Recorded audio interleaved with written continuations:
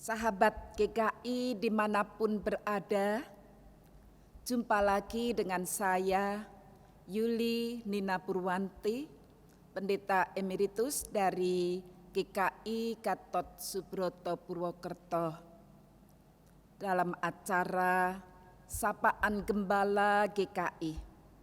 Saya mengajak saudara-saudara untuk merenungkan perkataan malaikat kepada perempuan-perempuan yang datang ke kubur Yesus seperti yang dituliskan pada Lukas pasal 24 ayat 5 hingga 7.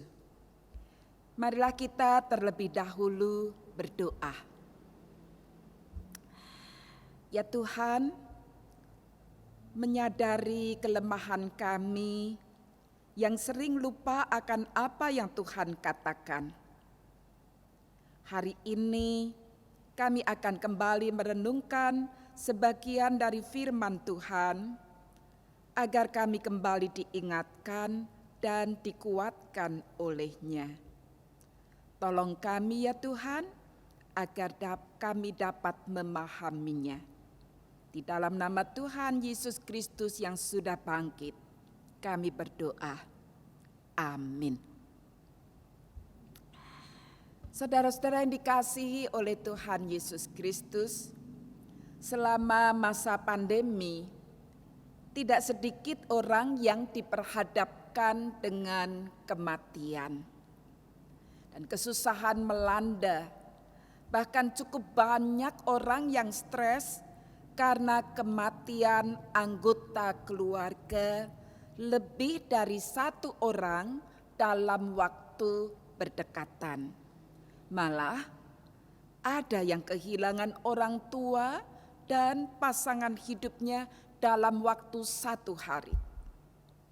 Kematian selalu mendatangkan duka dan hilang pengharapan. Manakala hati dan pikiran kita melekat pada raga yang sudah tidak bernyawa. Bahkan masih banyak orang yang takut pada mayat, raga orang yang sudah mati. Itu pun dulu saya alami. Dan tugas sebagai seorang calon pendeta saat itu memaksa saya untuk berani dekat dan melihat mayat.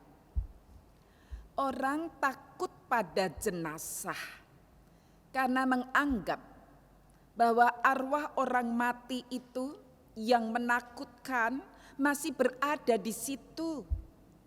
Padahal ia sudah tidak ada di sana. Lukas mencatat, pagi-pagi benar, selewat hari Sabat, perempuan-perempuan pergi ke kubur Yesus dengan membawa rempah-rempah yang telah dipersiapkan dari rumah dengan tujuan hendak merawat mayat Yesus. Nah, setibanya di kubur Yesus, mereka melihat kubur terbuka dan kubur kosong. Batu penutup kubur itu telah terguling. Dan ketika mereka melihat ke dalam kubur, ternyata sudah kosong. Mayat Yesus tidak ada di sana. Dalam kebingungan, tiba-tiba mereka dikejutkan dengan hadirnya dua orang malaikat. Tentu saja mereka semakin ketakutan dan tidak berani menatap malaikat. Malaikat itu pun berkata, "Mengapa kamu mencari Dia yang hidup di antara orang mati? Ia tidak ada di sini. Ia telah bangkit. Ingatlah apa yang dikatakannya kepada kamu ketika ia masih di Galilea, yaitu bahwa Anak Manusia harus diserahkan ke tangan orang-orang berdosa dan mati disalibkan, dan akan bangkit pada hari yang ketiga. Ia tidak ada di sini. Itulah judul perenungan kita hari ini. Kalau dikatakan ia tidak ada di sini, berarti perempuan-perempuan itu telah salah tempat bila mencari Yesus yang hidup di tempat orang-orang mati. Kematian bukanlah akhir hidup Yesus. Kematian bagi Yesus bukanlah suatu kegagalan dan kekalahan, namun justru keberhasilan Yesus masuk dalam bayang-bayang maut untuk mematahkan kuasa dosa, iblis, dan sengat maut. Perempuan-perempuan itu salah tempat mencari Yesus di kubur, karena mereka tidak mengingat apa yang Yesus katakan pada saat mereka itu berada di Galilea, yaitu bahwa pada hari yang ketiga Yesus akan bangkit.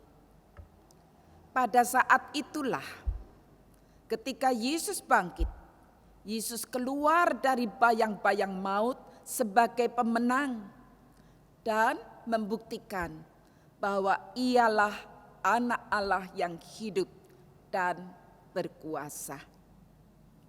Saudara, kita akan takut bila melihat pada kematian.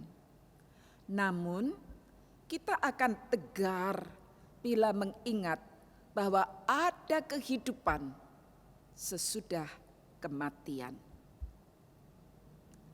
Kita juga akan susah bila kita terpana pada mayat, raga yang tak bernyawa. Namun, kita akan bersuka cita bila kita yakin bahwa ia tidak ada di sini, karena ia sudah berada di tempat abadi yang Tuhan sediakan baginya.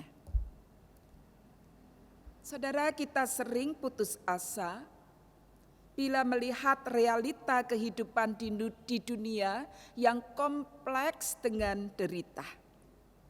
Namun, kita akan berpengharapan bila kita selalu mengingat apa yang Tuhan Yesus katakan pada saat ia berkarya di dunia ini. Oleh sebab itu, biarlah pandangan kita bukan pada Yesus yang mati, melainkan pada Yesus yang hidup. Ia tidak ada di sini. Amin. Mari kita berdoa. Tuhan, terima kasih karena pengharapan kami dipulihkan ketika kami diingatkan bahwa Yesus sudah tidak ada di kubur. Yesus sudah bangkit. Yesus hidup, menyertai dan menolong kami senantiasa. Tolong Tuhan, teguhkanlah iman kami. Amin.